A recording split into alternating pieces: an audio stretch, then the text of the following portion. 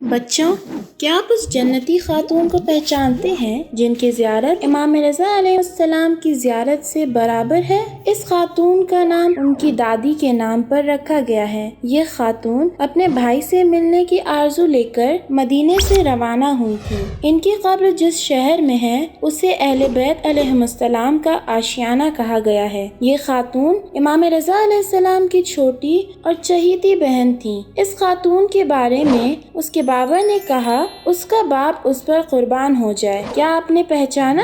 جی ہاں، صحیح پہچانا۔ وہ جنتی خاتون جناب فاطمہ معصومہ سلام اللہ علیہا ہیں۔ 173 ہجری میں ماہ ذی القعدہ کا پہلا دن کتنا خوبصورت تھا۔ شہر مدینہ میں ایک چاند سی بیٹی دنیا میں آئی۔ ان کے بابا امام کاظم علیہ السلام اور والدہ جناب نجمہ خاتون تھیں۔ امام کاظم علیہ السلام نے بیٹی کو اپنی گود میں لیا اور اس کا نام فاطمہ رکھا۔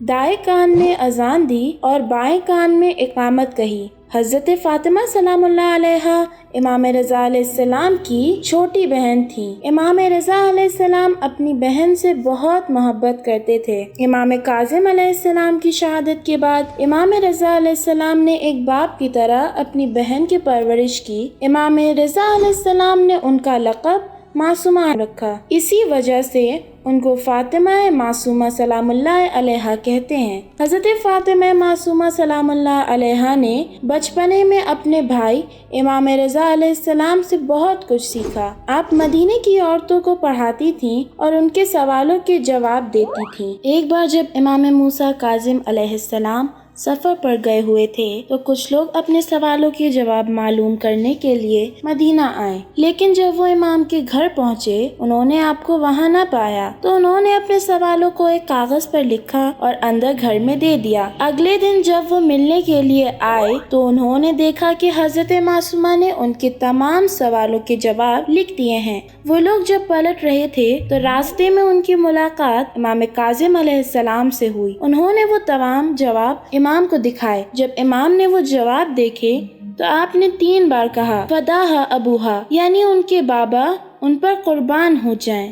سن 201 ہجری میں ایک ایسی گھڑی آئی جب ظالم بادشاہ مامون نے حکم دیا کہ امام رضا علیہ السلام کو مدینے سے خراسان لایا جائے۔ اس وقت سب کا دل بیٹھ گیا، سب غمگین ہو گئے۔ حضرت فاطمہ معصومہ سلام اللہ علیہا بہت روئیں۔ انہوں نے 10 برس کی عمر میں اپنے بابا کو کھو دیا تھا۔ اپنے بھائی سے دوری کے غم نے ان کے غموں میں اور اضافہ کر دیا تھا۔ امام رضا علیہ السلام کو مدینہ چھوڑے ہوئے 1 سال گزر گیا تھا۔ جناب فاطمہ معصومہ سلام اللہ علیہا رات دن اپنے بھائی کو یاد کرتی تھیں۔ آپ نے اپنے بھائی سے خراسان جا کر ملنے کا ارادہ کیا۔ قافلہ خراسان کے لیے نکلنے ہی والا تھا کہ مدینے کی عورتوں نے روتے ہوئے جناب فاطمہ معصومہ کے چاروں طرف گھیرا بنا لیا اور سب نے افسوس اور غم کی حالت میں آپ کو وداع کیا۔ مدینے کا قافلہ ایک شہر سے دوسرے شہر ہوتا ہوا ایران کے شہر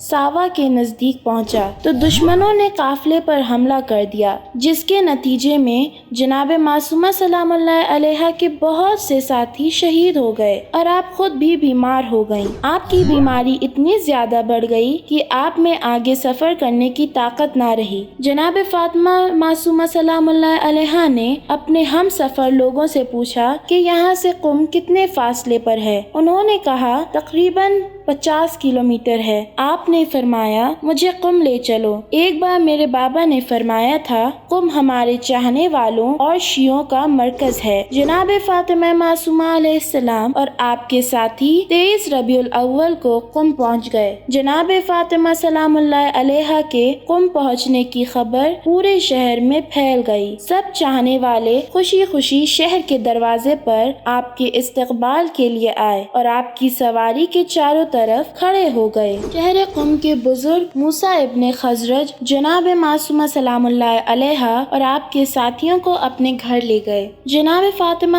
معصومہ سلام اللہ علیہا 17 دن موسیٰ ابن خزرج کے گھر میں رہیں۔ آپ کی طبیعت ہر روز بگڑتی جا رہی تھی۔ آخر کار آپ بھائی سے ملاقات کی تمنا دل میں لیے ہوئے 10 ربیع الثانی کو اس دنیا سے رخصت ہو گئیں۔ کیا عجیب مشابہت ہے جناب فاطمہ سلام اللہ علیہا اور حضرت فاطمہ زہرا سلام اللہ علیہا میں کہ وہ بھی بھری جوانی میں شہید ہوئیں اور جناب معصومہ سلام اللہ علیہا بھی جوانی میں ہی اس دنیا سے گئیں۔ قم کی نہر کنارے موسیٰ ابن خزرج کا خوبصورت اور ہرا بھرا باغ تھا۔ انہوں نے حکم دیا کہ جناب فاطمہ معصومہ کو ان کے باغ میں دفن کریں۔ انہوں نے اپنا یہ باغ حضرت فاطمہ معصومہ کے مزار کے نام کر دیا۔ جب آپ کو غسل دے چکے تو آپ کو دفن کرنے کی باری آئی تھی اور ہر مومن یہ چاہتا تھا کہ حضرت معصومہ کے بدن کو قبر میں اتارنے کے افتخار حاصل کرے، لیکن اچانک انہوں نے دور سے 2 گھڑ سواروں کو آتے ہوئے دیکھا۔ وہ نزدیک پہنچے تو انہیں کوئی بھی نہیں پہچان پایا۔ انہوں نے اپنے چہرے پر نقاب پہن رکھی تھی۔ ان دونوں نے جناب معصومہ کے جنازے پر نماز